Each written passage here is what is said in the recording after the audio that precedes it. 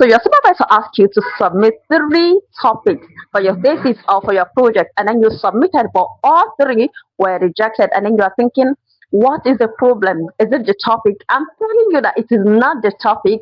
You are the problem, because trust me, I've been in your shoe. I had to submit 6 topics. That means 3 topics, and all of them were rejected. And then I submitted another 3 before one was approved. And this is what I did. And instead of taking the normal 3 days that it would have took me usually to submit 3 topics, I was able to come up with 3 topics within 2 hours. I was able to map out everything. And what I did is what I'm about to share it with you. The system I use, every single thing. So the first thing you should do when your supervisor asks you to submit a research topic is you need to understand the research process. Now, what am I saying? You need to ensure that you know what a problem statement is. You need to know what a research method is. What are the types? What type fits this kind of research topic? Basically, that's what they teach you in class, all the theory, all the method. So you need to understand those things before you proceed with choosing a research topic. Now, the second thing you want to do is to understand your school requirements or your supervisor requirements. You want to know, okay, what type of data do they want you to use? Is it original study, or can you use like secondary data? You want to also go to your supervisor's Google Scholar profile and look at the kind of research that they produce, the kind of research that they publish. What are they really interested in? That will give you a hint of what you are expected to do. You also want to figure out, does your school want something unique, something original? Also, what kind of method do they prefer? You want to also look at the ethics committee, the timeline it gets for them to approve, because when you are conducting your research, you want to ensure that you have a timeline. Even if you did not finish within that timeline, you want to have some kind of rough timeline. So if your research is going to take you, let's say 6 months, okay, you want to know the ethics committee, did it take 2 months or 3 months to review? So if they are taking 3 months to go through your proposal before approval, that means you'll be left with 3 months to conduct your research. Can you do that? So you need to consider all these things before choosing an area of interest, which is the third thing that you're supposed to do. You choose a broad area of interest. What are you interested in? An example of broad area is maybe you're interested in maternal and child health. Maybe you are interested in pediatrics. Maybe you're interested in mental health. So you need to choose any of these broad areas, what you are interested in. And also sometimes you might want to ask people that you know that are interested in that area. Ask them, what are some of the challenges that comes with conducting a research in this area? For example, now, if you want to study maybe maternal, something that has to do with MCH in a rural area, or maybe antenatal, maybe if it is a rural area, maybe your participants might not really understand English, so you might need a translator. So those are some of the things that you need to consider. You need to ask people that are already there so that they can give you a hint, so that you don't pick a topic that you cannot finish. Now, the next step is narrowing down that broad area that you've chosen. So, for example, if you say that you want to look into something that has to do with maternal and child health, that is very, very broad. There are a lot of subtopics under maternal and child health. So, do you want to study maybe something that has to do with antenatal, or something that has to do with delivery, or something that has to do with them after delivery, or something that has to do with the baby itself? So, for example, let's say you want to study how mothers prevent infection amongst their newborns when they have a baby. How do they ensure that that baby does not come down with sepsis or with infection? So that is a narrowed area that you can look into. So now the next thing you want to do is to go and search for literature. Type in your topic, type in some keywords on Google Scholar, or you can use AI like Consensus. Type in those topics and look at the research papers that have been published in that area. Look at what's out there. What are some of the gaps? What are the things that you can look into? And also, while you are looking at those research papers, you want to take note of the type of design that they use, the type of analysis that they use. That will give you hints as to when you want to analyze your own data, or the method when you want to conduct your own research. This is the type of the method that you can use. So you don't have to be thinking, okay, which method do I have to use? So you can look at the abstract, and then you can read the introduction and see how they form their own problem statements.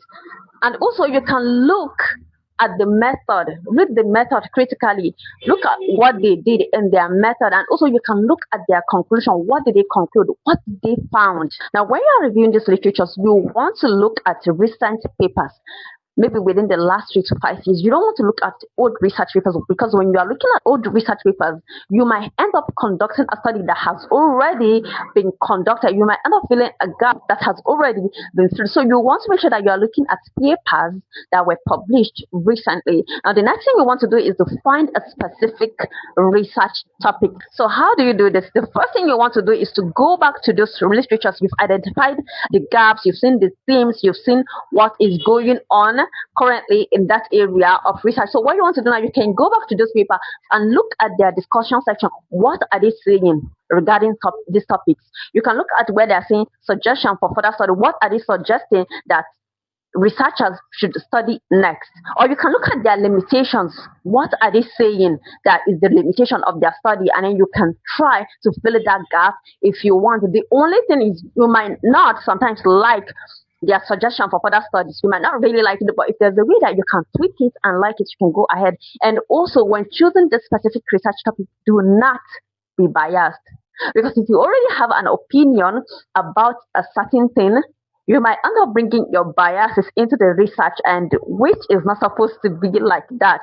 And another way of doing this is also, maybe you've seen a topic that you love, but the topic has already been studied. So now you cannot move that topic to a new context, a new geographical location, or a new socio-economic status, or a new demography. Another thing you need to take note is, while bringing those topics into a new context, you want to ensure that that topic can be studied in that context. So for example, let's say we are studying something that has to do with maybe high income country, maybe like the US. You want to ensure that that topic can be studied in Nigeria as well. Also, another thing you can do is to brainstorm ideas. You can just brainstorm ideas and come up with a topic, craft a topic by yourself. So once you have your research topic, the next thing you want to do is to formulate your research question. Now, for example, if I'm studying how mothers prevent infection amongst their newborn, I may want to ask them question that has to do with their knowledge of infection prevention and control in pediatrics in children. I might also want to ask them some practice questions.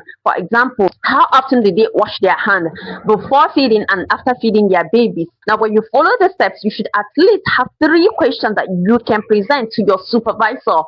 But there are other things that you need to do before teaching your supervisor. So the first thing you want to do is you want to examine those topics. You want to evaluate them against your school criteria or against your supervisor's criteria. And some of these criteria could be originality. How original is that topic? How unique is that topic? Are you sure that you are not repeating studies? If your supervisor really cares about originality, that's something you should have in mind. The second one is the importance of that topic. How important is that topic? What will happen if you do not study that topic? What will happen if that problem is not solved? It is really important, so you don't end up wasting your resources. The next one is literature based. Are there enough literature out there that you can cite? Is the topic oversaturated? Has it been studied and studied and studied in that same context? You need to be careful. The next one is data access. Do you have access to your data? If you're collecting data in a rural area or in a specific population, do you have access to that population? And also, do you have the skills of collecting data? Do you know how to design a questionnaire if it is a primary study? If it is a secondary study, do you know how to extract data if you're doing a systematic review, or if it is a meta-analysis? Do you have the skills, or do you want to hire someone to do it for you? The next one is your resources. Do you have the money? Do you have the time? Like I said, do you have access to everything that you need to finish that research project without expending too much amount of time? The next one is your data analysis. Do you have the skills required for you to analyze the data? Can you use SPSS? Can you use R? All of these things are things that you need to have in mind while choosing a research topic. If you finish this evaluation and the score is high, you want to proceed with these 3 topics that you've chosen. Next thing you're going to do is you are going to write a pitch.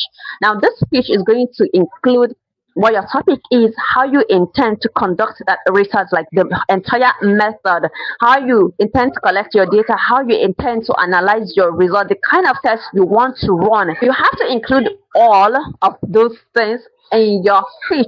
I promise you that if you do this, your research topic, one of your research topic is going to be chosen up. tried it and it worked. So I'm telling you to go ahead and do this before presenting your topics to your supervisor. Once you do this, you have enough knowledge of the area that you want to go into, the area that you want to research. So there's nothing that your supervisor is going to ask you and you see that you are unable to respond, you are unable to answer them when they say, why are you going for this topic? You already know why you are choosing that topic. You already know why it is important for you to study that topic. If you have any question, feel free to drop it in the comments and subscribe to this channel if this video was helpful. And also, if you don't know how to formulate a questionnaire, I have a video on how to come up with your questionnaire, and I'm going to link it right here, and I'll see you in my next video.